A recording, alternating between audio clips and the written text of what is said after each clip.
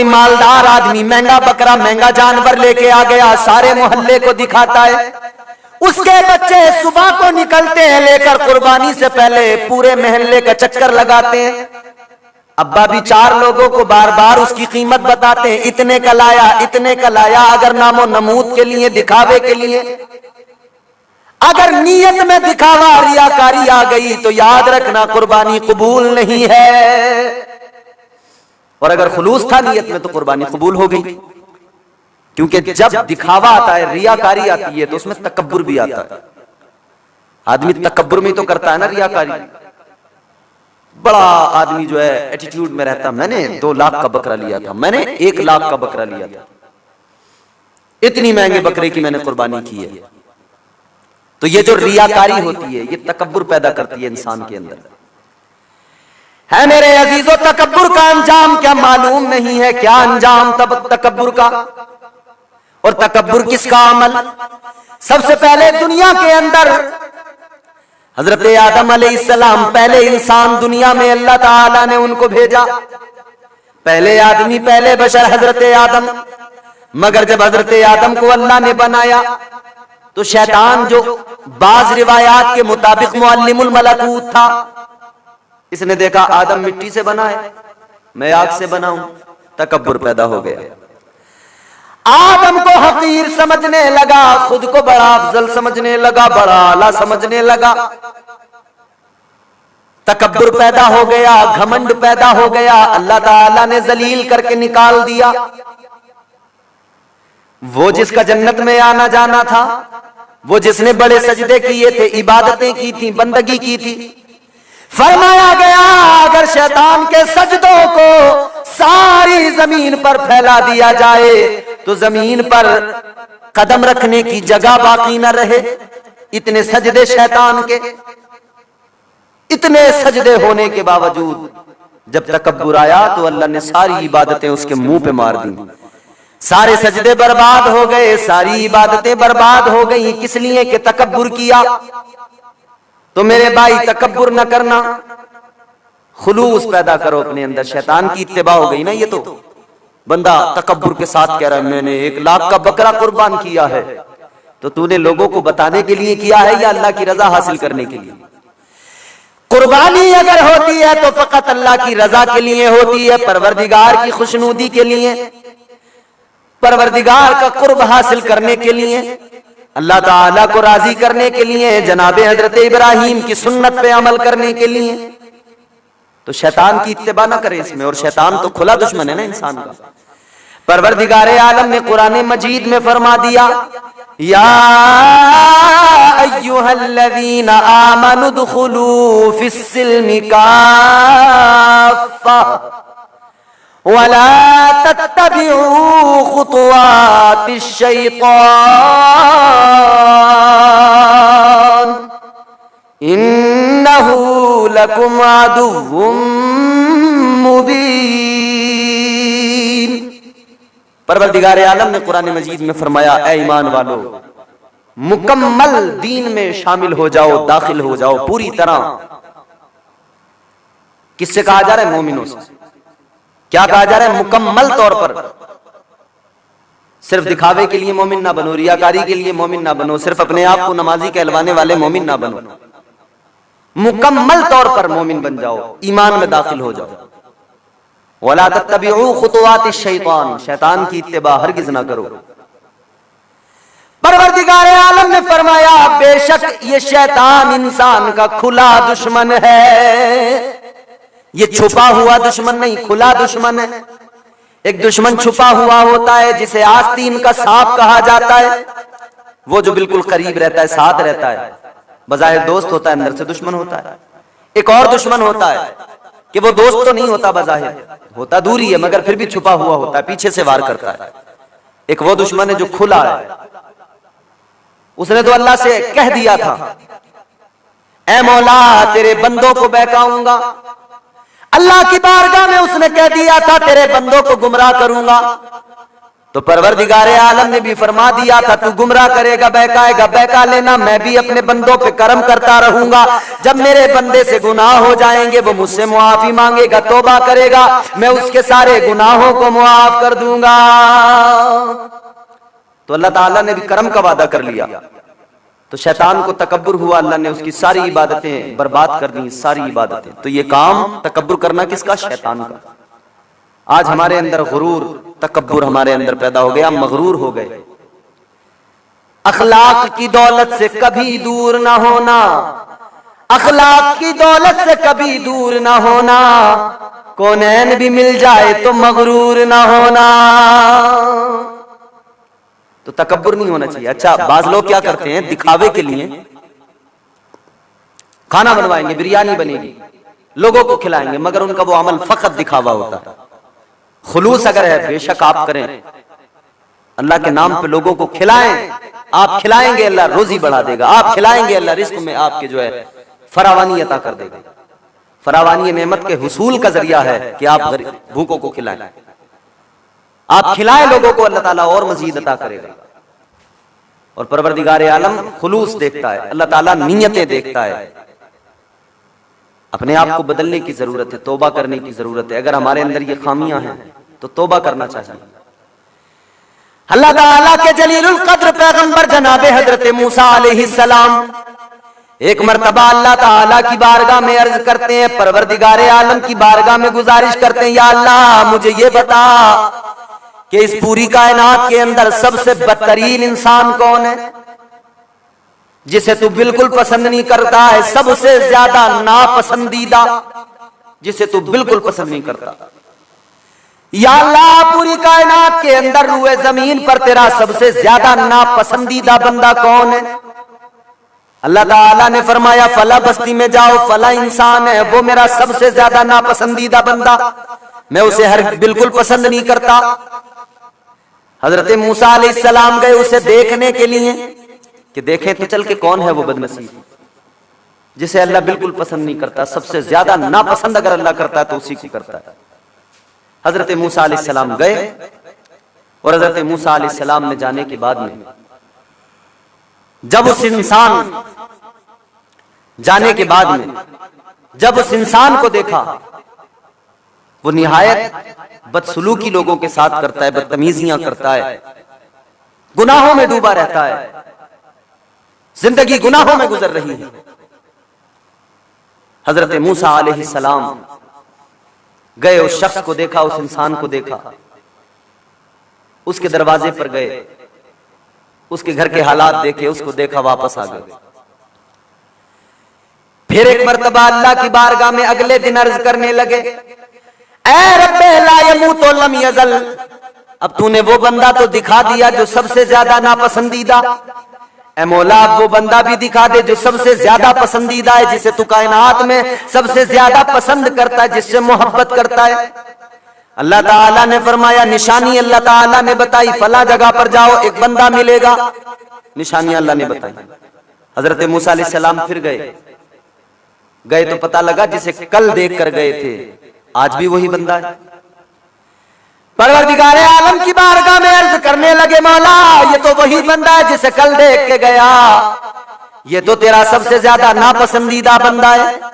اللہ تعالیٰ نے فرمایا، ہاں موسیٰ کل تک کائنات میں سب سے زیادہ ناپسندیدہ مجھے یہی تھا، مگر اب سب سے زیادہ میرا پسندیدہ بندہ بھی یہی ہے۔ یا اللہ ماجرا کیا ہوا؟ پروردگار عالم نے فرمایا، یہ بندہ بڑا گناہگار تھا، مگر جب یہ کل گھر آیا اس کی بیوی نے اسے بہت زیادہ ملامت کیا، اسے برا بھلا کہا اور اسے کہا کیا تیری توبہ کا وقت ابھی نہیں آیا ہے؟ کیا وہ وقت نہیں آیا کہ تیرا دل نرم ہو جائے، تو گناہوں سے توبہ کر لے؟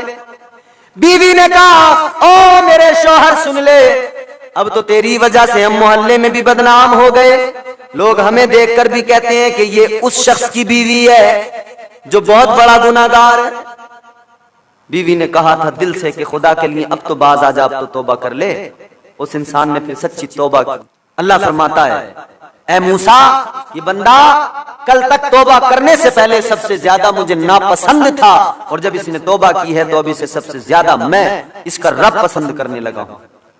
تو جو بندہ گناہوں پر نادم ہو کر توبہ کر لیتا ہے اور اکڑتا نہیں ہے، اللہ تعالیٰ اسے بہت پسند کرتا ہے۔ جو اکڑتا ہے رب اسے پکڑتا ہے۔ دور بہت برا ہے، اپنے آپ کو زمانے سے بچائیں، اپنے عمل میں خلوص پیدا کریں،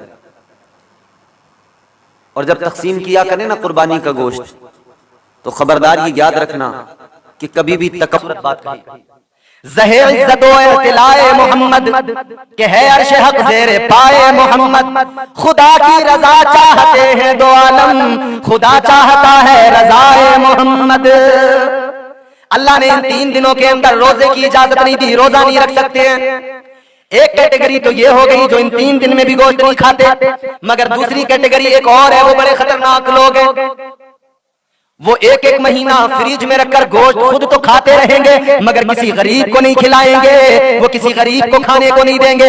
1 مہینہ 1.5 مہینہ بقرعید کا گوشت محرم تک کھائیں گے، عید الاضحیٰ قربانی کا گوشت محرم تک فریج میں رکھ کر کھائیں گے مگر کسی غریب کو نہیں دیں گے، کسی غریب کا انہیں خیال نہیں آئے گا، سارا گوشت خود ہی رکھ لیتے ہیں۔ انسان رکھ سکتا ہے، اجازت تو ہے، مگر میرے آقا کی سنت کیا ہے، میرے حضور کا فرمان کیا ہے؟ میرے آقا نے فرمایا 3 حصے کرو، ایک اپنے لیے رکھو، دوسرا غریبوں یتیموں مسکینوں کو دے دو، صدقہ کر دو، اور تیسرا حصہ اپنے رشتہ داروں میں بانٹ دو۔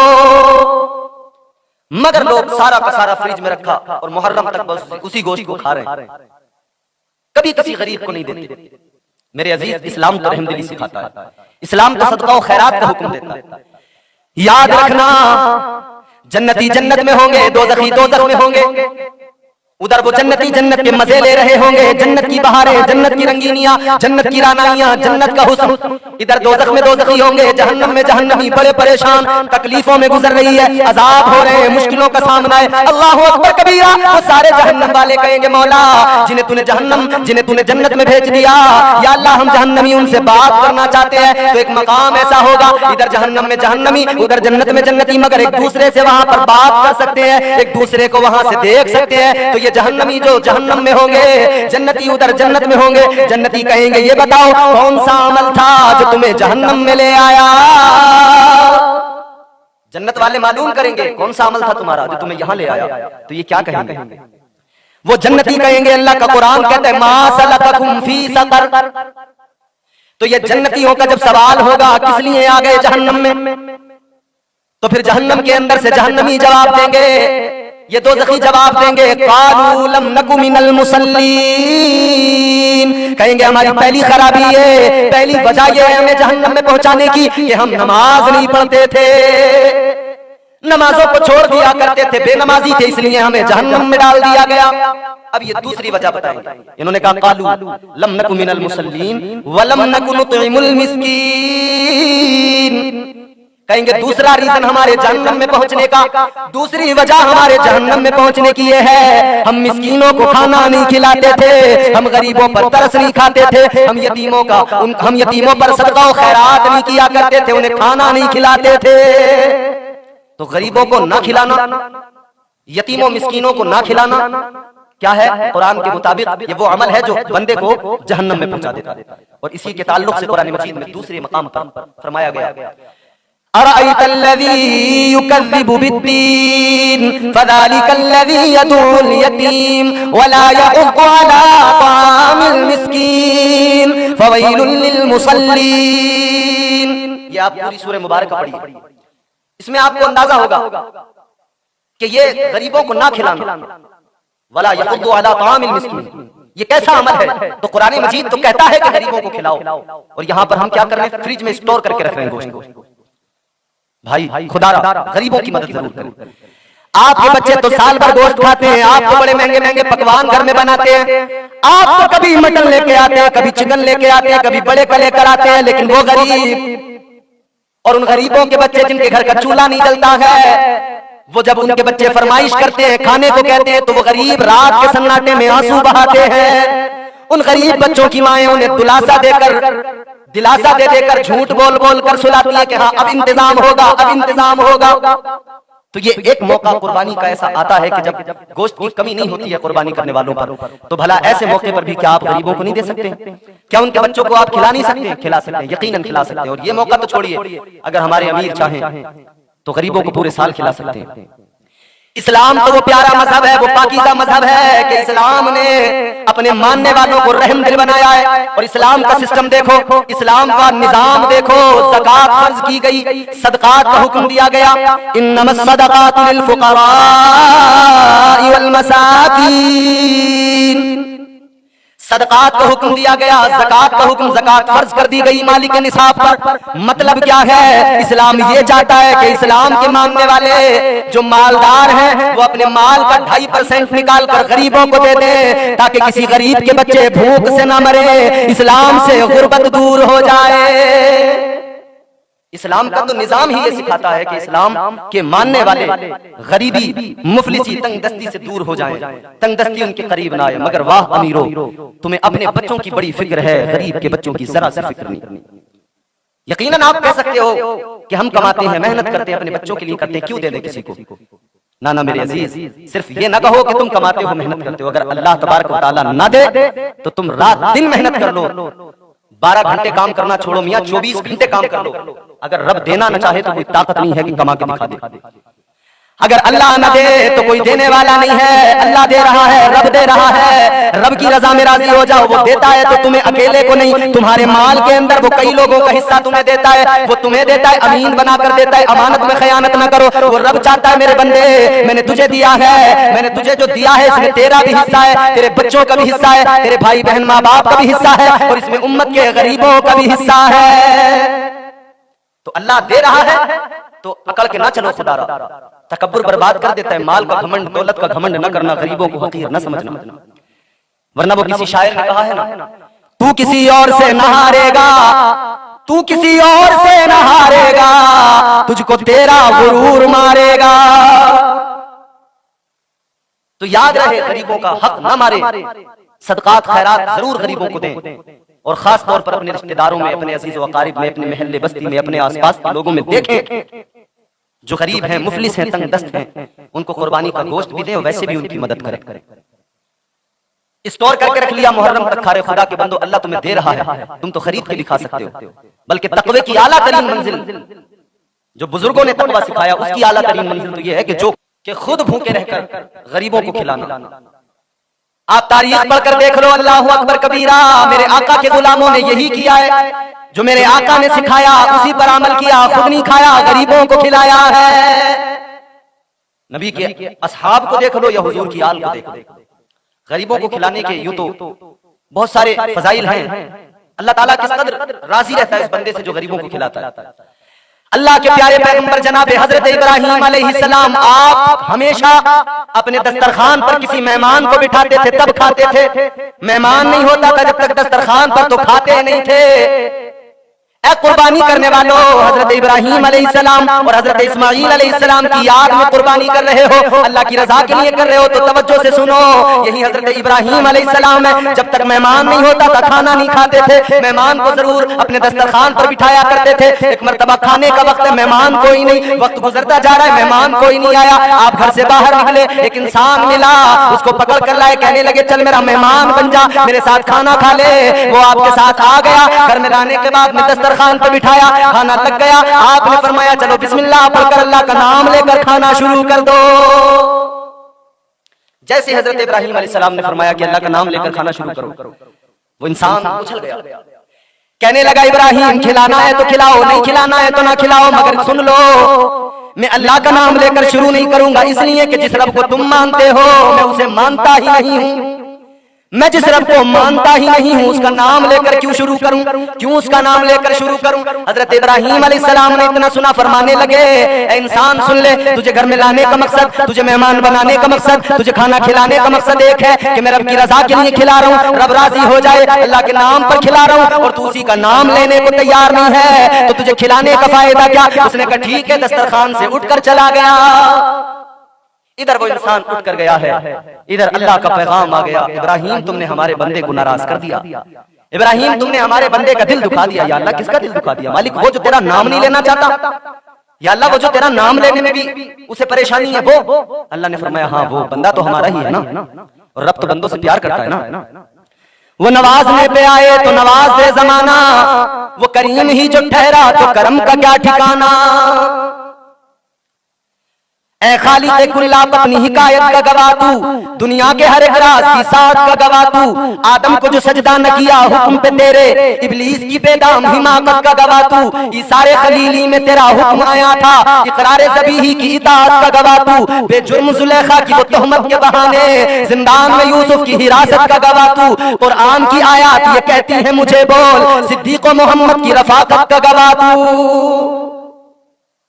اور ایک موقع وہ تھا جب حضرت مریم پر انگلیاں اٹھی تھیں، تو ایک حضرت مریم پر جب انگلیاں اٹھی تو اللہ نے فرمایا مریم تم کچھ نہ کہنا، بچے کی جانب اشارہ کرنا۔ حضرت عیسیٰ علیہ السلام بچے ہیں، انہوں نے کہا، انہوں نے جواب دیا کہ میں اللہ کا پیغمبر ہوں، اللہ نے مجھے کتاب دی ہے۔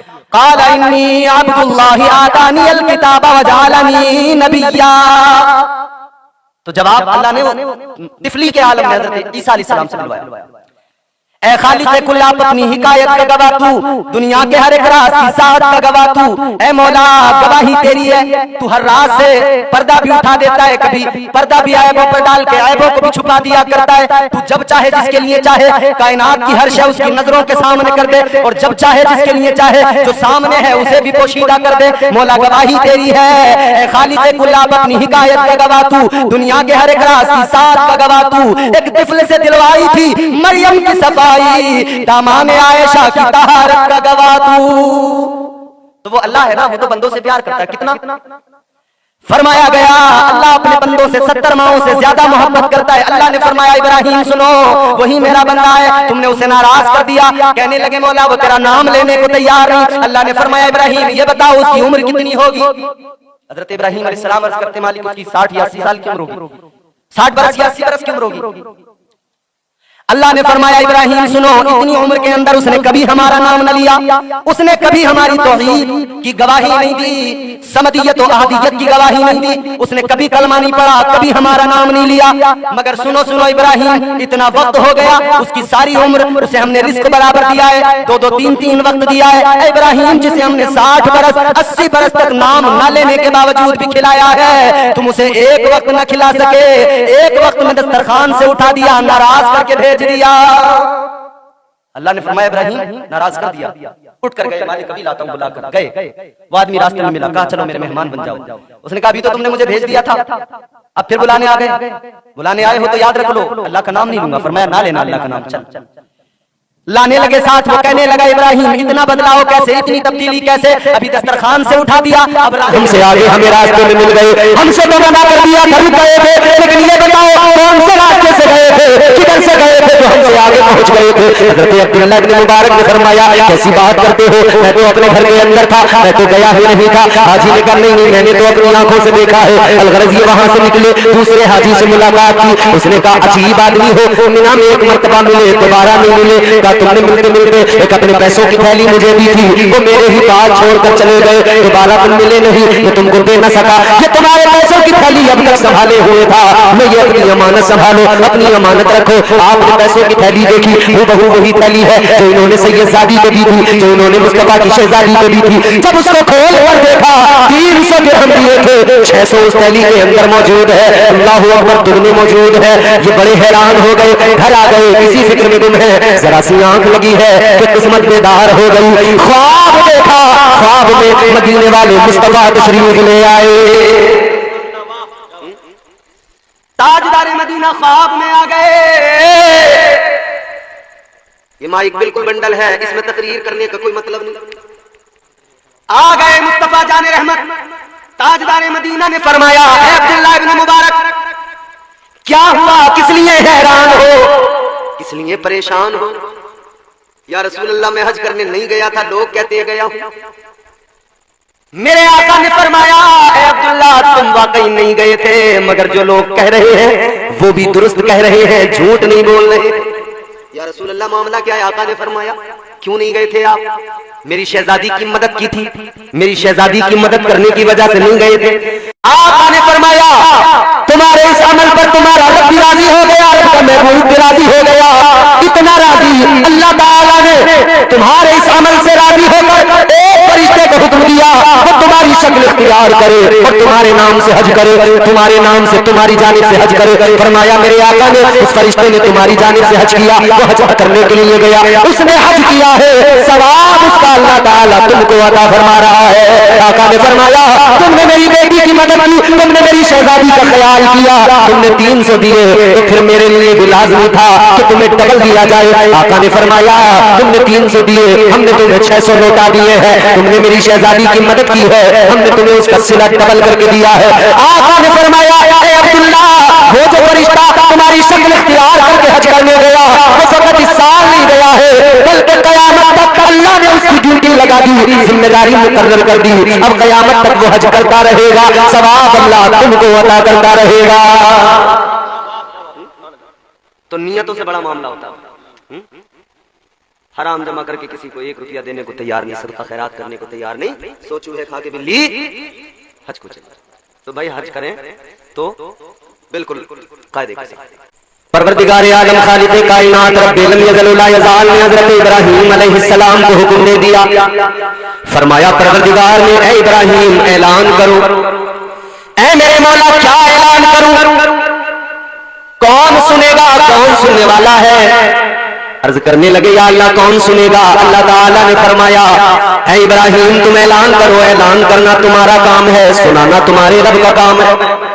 حضرت ابراہیم علیہ السلام سے اللہ نے اعلان کرایا، اعلان ہوا، کون سا اعلان ہے؟ آپ نے اعلان کیا، قرآن مجید نے اس اعلان کو بیان کر دیا، فرمایا اللہ کے کلام نے وَلِلَّهِ عَلَى النَّاسِ حِجُّ الْبَيْتِ مَنِ اسْتَطَاعَ إِلَيْهِ سَبِيلًا۔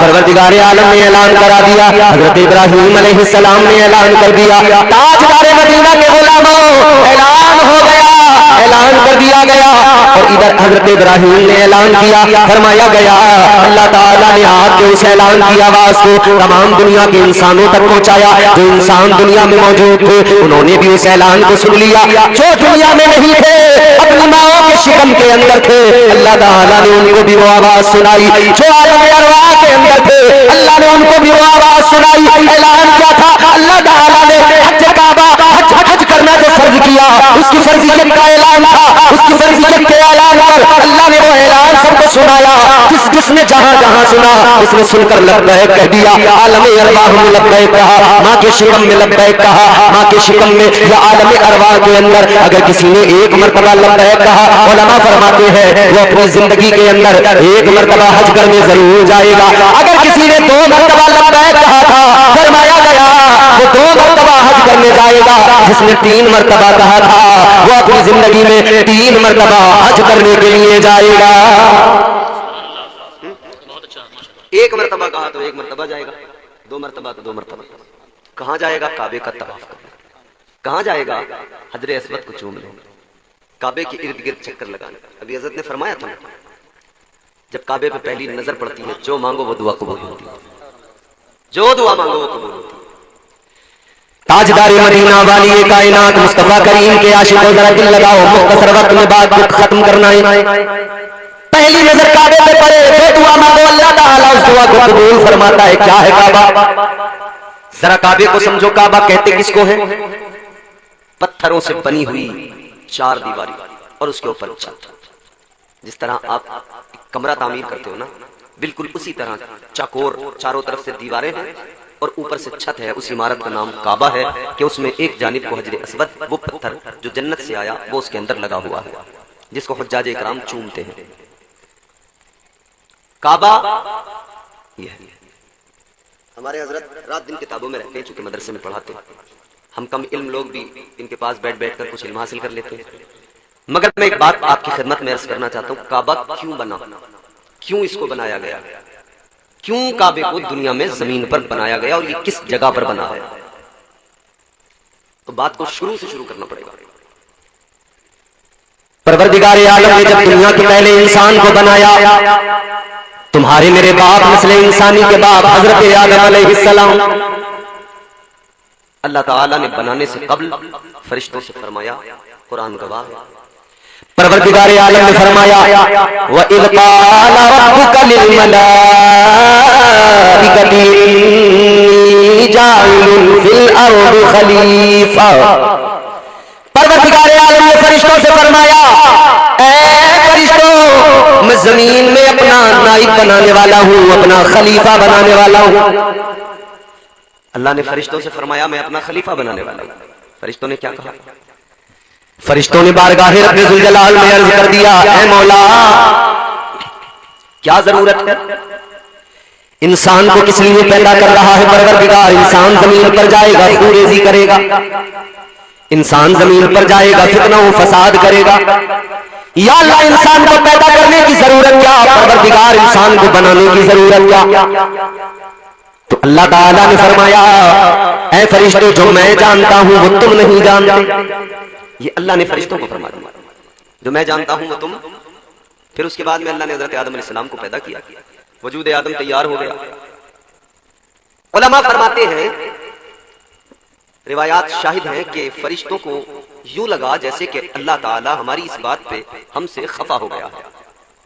अल्लाह तो इंसान को बनाना चाहता है और हमने कह दिया या अल्लाह जरूरत क्या है बनाने की। ये बिल्कुल इसी तरह है कि आप अपने घर में किसी का रिश्ता करने जाएं, दो लोग तो रिश्ता करने पर राजी हों, एक दो कहते हो जरूरत क्या है रिश्ता करने की,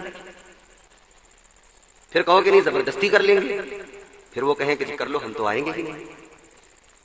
अच्छी खासी नाराजगियां होती हैं नहीं बोलो रिश्तों में? खूब होती है, तबीयत हजार बातें निकल के आती हैं, हजार मामले निकल के आते हैं। तो जब हम एक दूसरे से नाराज होते हैं तो हम महसूस करते नहीं कि हमसे हाजी साहब, हाजी अय्यूब साहब नाराज हो गए हो शायद, तो इन्हें मनाया जाए। किसी के घर में शादी होती है, मनाया जाता है, मंगनी का मौका आए मनाया जाता है। अकेले से मान जाए सुभान अल्लाह, अकेले से न माने तो खानदान के दो चार लोगों को जमा करके लेके जाते हैं कि मना लिया जाए। क्या बताए, खुशियां अपनों के बगैर मुकम्मल नहीं होती, अधूरी होती हैं। ऐ मेरे अजीजों, जब हमारा कोई अजीज अपना नाराज हो जाए, हम उसको मनाने की कोशिशें किया करते हैं, मनाने की तदबीरें किया करते हैं। परवरदिगार आलम को अल्लाह के फरिश्तों ने अपने रब को ये जवाब दिया, मौला इंसान को बनाने की जरूरत क्या? इबादत के लिए हम मौजूद हैं, बंदगी के लिए हम मौजूद हैं, सजदों के लिए हम मौजूद हैं, तस्बीहात के लिए हम मौजूद हैं। अर्ज कर दिया व नहनु नुसब्बिहु बिहम्दिका व नुक़द्दिसु लक। अर्ज कर दिया मौला, तेरी तस्बीह के लिए हम मौजूद हैं, तेरी हम्द करने के लिए हम मौजूद हैं। या अल्लाह, इंसान को बनाने की जरूरत क्या है? जब इतना अर्ज कर दिया तो परवरदिगार आलम ने फरमा दिया है फरिश्तों, जो मैं जानता हूँ वो तुम नहीं जानते। फरिश्तों ने जब इतना सुन लिया रब का जवाब, अब फरिश्तों को लगा कि मौला नाराज हो गया, शायद अल्लाह ताला नाराज हो गया। अब तदबीर ये कि राजी कैसे किया जाए, अपने मौला को मनाया कैसे जाए। ऐ लोगों, फरिश्तों को किस दर्जा फिक्र हुई कि अपने रब को मनाया जाए। अब फरिश्तों ने क्या किया मेरे अजीजों, एक काबा जमीन पर तुम्हारे मेरे सामने है, लेकिन एक काबा सातवें आसमान पर है, एक काबा आसमानों पर है। उस काबे का नाम बैतुल मामूर है। वही बैतुल मामूर कुरान मजीद में इसका जिक्र कर दिया गया, फरमा दिया वल बैतुल मामूर। अल्लाह ताला के कलाम में उस काबे का जिक्र कर दिया गया। एक काबा जमीन पर, एक काबा आसमान पर, सातवें आसमान पर। मगर वो पहले बना, ये बात वो फरिश्तों का किबला है, फरिश्ते उसका तवाफ किया करते हैं, फरिश्ते उसकी तरफ रुख करके नमाज पढ़ा करते हैं। वो फरिश्तों का किबला। ताजदार मदीना वाली कायनात के गुलामों, बैतुल मामूर सातवें आसमान पर, फरिश्तों का काबा, फरिश्तों का किबला। फरिश्तों ने बैतुल मामूर के इर्द गिर्द चक्कर लगाना शुरू किया, तवाफ करना शुरू किया। ये इधर तवाफ करने लगे, अल्लाह ने फरमाया फरिश्तों ये क्या मामला? ये बैतुल मामूर के इर्द गिर्द चक्कर लगाने का मतलब क्या, इसका तवाफ करने का मतलब क्या? फरिश्तों ने अर्ज कर दिया मौला, इसके इर्द गिर्द घूमने का, चक्कर लगाने का, तवाफ करने का मकसद एक है। या अल्लाह, तखलीक आलम के दरवाजे के सामने खड़े होकर नमाजें पढ़ा करते हैं और 20 रहमतें उनके लिए जो उस सहन के अंदर, उस हुदूद के अंदर रहकर अल्लाह को याद किया करते हैं, अपने मौला का जिक्र किया करते हैं। परवरदिगार के कितने एहसानात हैं उन बंदों पर कि उसने हमें ये तौफीक दी कि हम हज करें अगर हम इस्तिताअत रखते हैं। मगर एक बात मैं अर्ज कर रहा हूं, आप जितने हैं आप तक तो बात जाएगी, मगर सोशल मीडिया के जरिए बात दूर तक जाएगी। आप सब लोग भी गवाह होंगे یہ علماء گواہ ہوں گے، گواہ ہیں، جانتے ہیں، دیکھ رہے ہیں۔ آج کل حج کرنے کا معاملہ جو ہے، حج صاحب استطاعت پر فرض ہے، لیکن لوگ حج کرنے کے بجائے عمرہ کرنے زیادہ جا رہے ہیں، دنا دن عمرہ کرنے جا رہے ہیں۔ حج فرض ہے مگر جا رہے ہیں عمرہ کرنے کے لیے۔ یہ بالکل اسی طرح ہے کہ ضرورت دودھ کی ہے اور پلائی چائے جا رہی ہے کہ ایسیڈیٹی بن جائے، سمجھ رہے؟ اور تم چائے لے کے نکل لو ورنہ بات اس سے آگے بڑھ جائے گی۔ حج فرض ہے مگر عمرہ، اور کیسے؟ جیسے کہیں پہ گھومنے جاتے ہیں، جیسے لوگ دبئی جا رہے ہیں گھومنے، برج خلیفہ کے آس پاس کھڑے ہیں، photo selfie video short video چل رہا، پورا ڈرامہ۔ تاجدار مدینہ والی کائنات کے عاشقوں، پہلی بات تو یہ کہ بندہ اگر حج فرض ہے تو سب سے پہلے حج کرنے جائے۔ 100 عمرے کر لے، حج اگر فرض ہے تو اللہ تعالیٰ اس کو معاف نہیں فرمائے گا۔ جس طرح نماز فرض ہے، جس طرح روزہ فرض ہے، جس طرح مالک نصاب پر زکوٰۃ فرض ہے، اسی طرح صاحب استطاعت پر حج کرنا فرض ہے۔ اگر حج نہیں کیا اللہ کے بارگاہ میں پروردگار کی عدالت میں کھڑے ہو کر جواب دینا پڑے گا۔ اللہ سوال کرے گا، سوچو کیا جواب بنے گا۔ اے میرے عزیزوں، بندہ نمازیں برابر پڑھ رہا ہے، روزے برابر رکھ رہا ہے، عبادتیں برابر کر رہا ہے، لیکن حج کرنے کی بات آئی تو پیسے خرچ نہ ہو جائے، حج کرنے نہیں جا رہا بلکہ عمرہ کرنے چلا گیا۔ حج میں اگر 3 لاکھ خرچ ہو رہے ہیں تو 1 لاکھ کر کے عمرہ کر لیا۔ دنیا کو پتہ لگ گیا، ابھی کعبے کے سامنے ان کی فوٹو آئی ہے، کعبے کے پاس کھڑے ہوئے تھے، کوئی سمجھائے کہ چلے گئے ہیں، لیکن یہ تو عمرہ کر کے آ گئے۔ ایک فیشن بنا لیا عمرہ کرنے کا۔ عزیزان گرامی، عمرے کرو ضروری ہے، اچھی بات ہے، بارگاہ مصطفیٰ میں جاؤ، اللہ کا گھر دیکھ کر آؤ، مگر اسے پکنک کے طور پہ نہ مناؤ، پکنک کی طرح نہ جاؤ، ایسے نہ جاؤ جیسے لوگ دنیا بھر کی جگہوں پر گھومنے کے لیے جاتے ہیں، ایسے نہ جاؤ جیسے کوئی برج خلیفہ دیکھنے جا رہا ہے، ایسے نہ جاؤ جیسے کوئی تاج محل دیکھنے جا رہا ہے، ایسے نہ جاؤ جیسے لوگ ٹور کرنے کے لیے جاتے ہیں۔ ٹور کرنے نہ جاؤ، جا رہے ہو عبادت سمجھ کے جاؤ، جب راضی کرنے جاؤ اپنے مولا کو منانے جاؤ، اور جب جاؤ تو دکھاوا نہ کرو۔ اس دکھاوے کے دور میں جانے کتنے لوگ ہیں، آج بھی موجود ہیں، خاموشی سے جاتے ہیں، ایک تصویر نہیں ملے گی، حج بھی کر کے آ جائیں گے، عمرہ بھی کر کے آ جاتے ہیں، ایک فوٹو تمہیں ان کی نہیں ملے۔ مگر بعض لوگ اللہ خیر فرمائے دنا دن انسٹاگرام، ابے بھیا تو انسٹاگرام پہ فالوورز بڑھانے گیا تھا یا عمرہ کرنے گیا؟ عمرہ کرنے جا رہا ہے یا اپنی فین فالوئنگ بڑھانے جا رہا ہے؟ لوگ دیکھیں مجھے کہ ہاں کیا بات ہے، یہ تو صاحب بڑے عمرے کرتے ہیں، اور پھر دکھاوے کا عمرہ کرنے والے نا آ کے نمائش یہاں بھی بہت کرتے ہیں، یہاں بار بار آ کے بڑی باتیں کریں۔ حج فرض تھا، عمرہ کر کے آئے ہیں اور لوگوں کو نہ جانے کیا کیا بتانے لگے۔ یہ بہت ضروری بات ہے، اس پر توجہ کرنا ضروری ہے۔ اچھا، کچھ لوگ تو عمرہ کر کے جو سوچ رہے ہیں کہ چلو ایسے کام کریں، اور ہمارے حضرت یہ تمام لوگ گواہ ہیں، جانتے کچھ لوگ ایسے ہیں جو یہ سوچ رہے ہیں کہ یار لوگ بڑے تانے دے رہے ہیں کہ انہوں نے حج نہ کرا، سب نے کر لیا، بولے کسی صورت سے جان چھوٹے کیسے چھڑاؤں، پیسہ خرچ کرنے کو تیار نہیں ہے، تو سوچ رہا ہے کہ کہاں گھوم کے آؤں جو انہیں پتہ لگے میں حج کر کے آ گیا۔ اور کئی ایسے ہیں کہ مشکل سے چلے تو گئے جیسے تیسے، مگر وہاں جا کے انہوں نے ارکان حج پہ اتنی توجہ نہیں دی جتنی یہاں فون کرنے پہ توجہ دی۔ فون کر کے کہہ رہے ہیں اللہ مکہ کے کیا حال ہے، تو مکہ کی فکر کرنے گیا تھا یا حج کرنے گیا تھا؟ آلو کیسے ہو رہے ہیں، پانی چلا دیا نہیں چلا دیا؟ ارکان حج ادا کرنے نہیں جا رہا، ہوٹل میں پڑے پڑے گھر کو دنا دن فون لگا دیا، رشتہ داروں کو فون لگا دیا۔ اسے یہ خوف نہیں کہ میں پیسے بھی خرچ کر رہا ہوں، حج کرنے بھی آیا ہوں، مگر پھر بھی اس میں انٹرسٹ نہیں، اس میں ذوق نہیں۔ ایک حاجی یقین کرنا، کوئی لطیفہ نہیں، کوئی مذاق نہیں، کوئی جھوٹ نہیں، بالکل سچی بات۔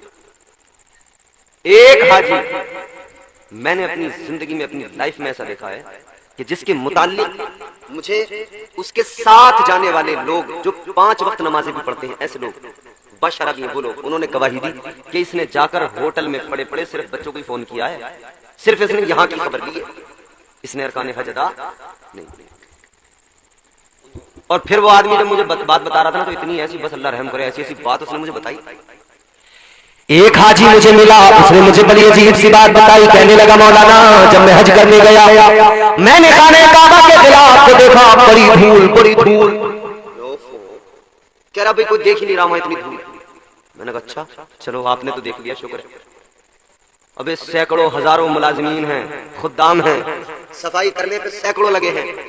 تیری آنکھیں تھیں کہ تجھے جا کے وہاں کعبے کے غلاف پہ دھول نظر آئی ہے. استغفر اللہ. تو کعبے کے غلاف کی دھول دیکھنے گیا تھا یا طواف کرنے گیا تھا؟ کیسے کیسے عجیب لوگ ہیں، کیسے کیسے حاجی ہیں آج کل. بڑے بڑے ماڈرن حاجی ملیں گے، ایسے ایسے حاجی کہ حج کرنے سے پہلے ذرا شریف بھی تھے، حج کرنے کے بعد میں کئی لوگ تو اور زیادہ مکار ہو جاتے ہیں. لیکن حج اس کا جو حج کرنے کے بعد میں پوری طرح سے نیک بن جائے، بدل جائے. فرمایا گیا کہ یہ پتہ لگانا ہو کہ حج کس کا قبول ہوا کس کا قبول نہیں ہوا تو علامت یہ ہے کہ اگر حج کرنے کے بعد میں بندہ گناہوں سے بچ گیا، اگر جھوٹ بولتا تھا اس نے جھوٹ بند کر دیا، اگر جوا کھیلتا تھا جوا چھوڑ دیا، نمازیں چھوڑتا تھا نمازیں شروع کر دی، تو سمجھ لو اس کا حج قبول ہو گیا ہے. اللہ تعالیٰ نے اس کے طواف کو قبول کر لیا، اللہ نے اس کے حج کو قبول کر لیا. اور اگر ایسا نہیں ہے، حج کرنے کے بعد میں اور زیادہ جھوٹ بولنے لگا، تو سمجھ لو پھر اس کا حال کیا ہے. اور کئی لوگ ہیں حج کرنے کے بعد میں تو پھر پوچھو مت. ایک حاجی لکھنؤ سے بیٹھا ہوائی جہاز میں، کہاں سے؟ لکھنؤ سے. اب لکھنؤ سے بیٹھا تو آپ سمجھ گئے ہوں گے کس علاقے کا ہوگا.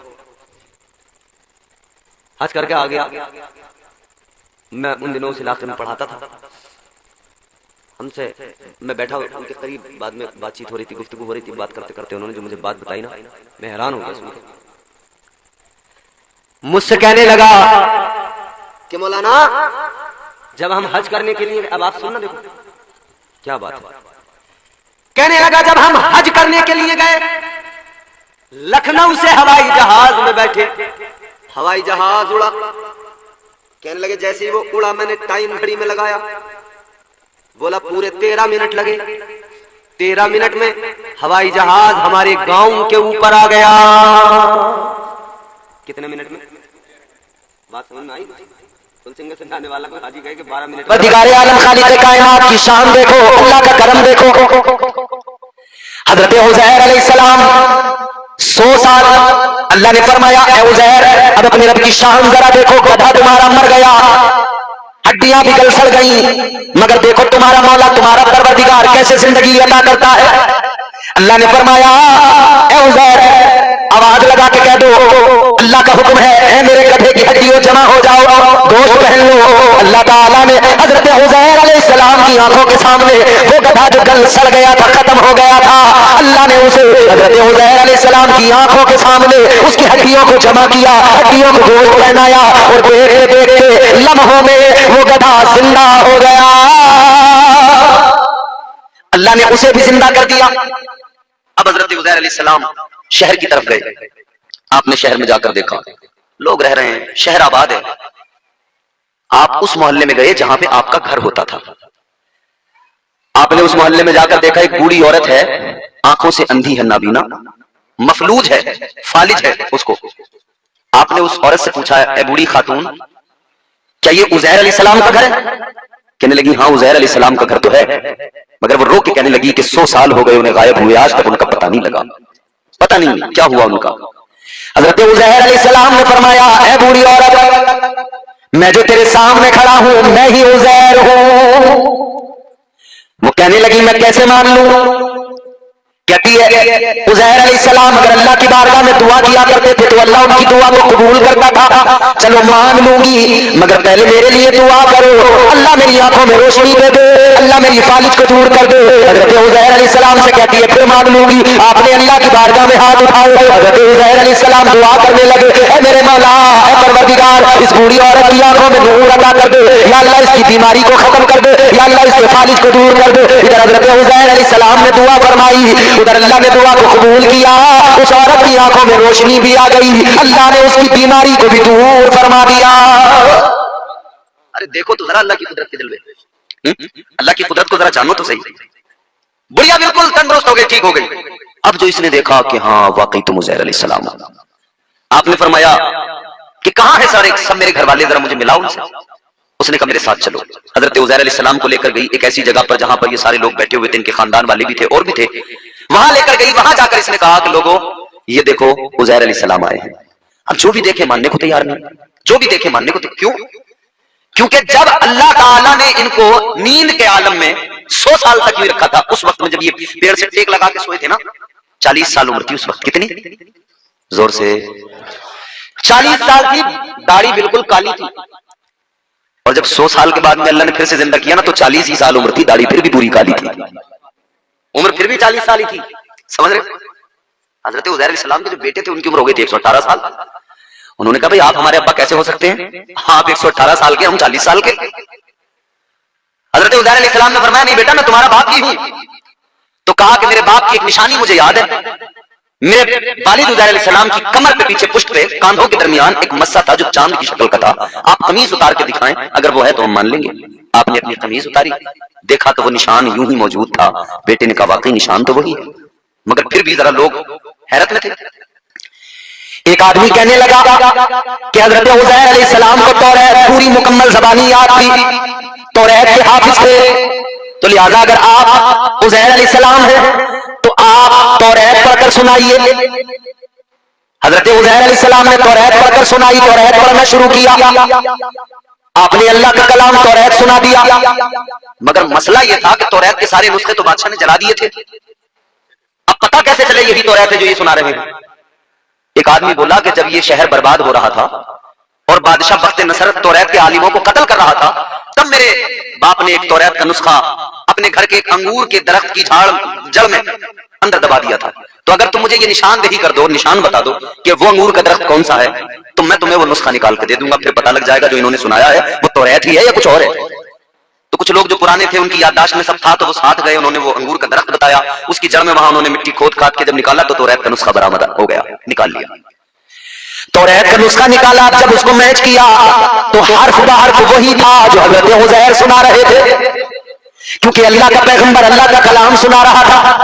جو حضرت عزیر نے سنایا وہی نسخے میں پایا. اب لوگوں نے مان لیا کہ واقعی آپ اللہ کے پیغمبر حضرت عزیر علیہ السلام ہے. عزیزان گرامی القدر، حضرت عزیر علیہ السلام نے پھر اپنی قوم کے درمیان زندگی گزاری. کہنے کا مقصد یہ ہے کہ اللہ کی ہی تو طاقت ہے، یہ اللہ ہی کی تو شان ہے کہ بیٹا 118 سال کا ہو گیا اور باپ ابھی بھی 40 سال کی عمر کا ہے. 100 سال تک اللہ نے مردہ رکھا اور 100 سال کے بعد میں جب اللہ نے چاہا اس کی مرضی اس کی قدرت اس نے دوبارہ زندہ فرما دیا.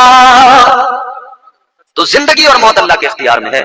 نہ کبھی موت سے گھبرائیں نہ کبھی زندگی کی زیادہ فکر کریں کہ ارے صاحب یہ کیسے ہوگا، وہ کیسے ہوگا، یہ کیسے ہوگا، ارے صاحب مر جائیں گے، ارے صاحب یہ ہو جائے گا، ارے صاحب کچھ نہیں. اللہ کا خوف ایک بار دل میں آ گیا نا ساری دنیا کا خوف نکل جائے گا. بس خوف اتنا دل کے اندر لے کے آؤ کہ اللہ کا عذاب بڑا سخت ہے. کسی دنیا کے ظالم و جابر آدمی کا اس کی سزائیں اتنی سخت نہیں جتنا سخت اللہ کا عذاب ہے. تو دنیا کی محبت نکلے گی، رب کی محبت آئے گی، یہ بندہ نمازی بھی بنے گا، عبادت بھی کرے گا، اپنے رب کو بھی راضی کرے گا. کیونکہ مسلمانوں یہ بات جان لو، اللہ نے قرآن مجید میں فرما دیا وَمَا خَلَقْتُ الْجِنَّ وَالْإِنسَ إِلَّا لِيَعْبُدُونَ.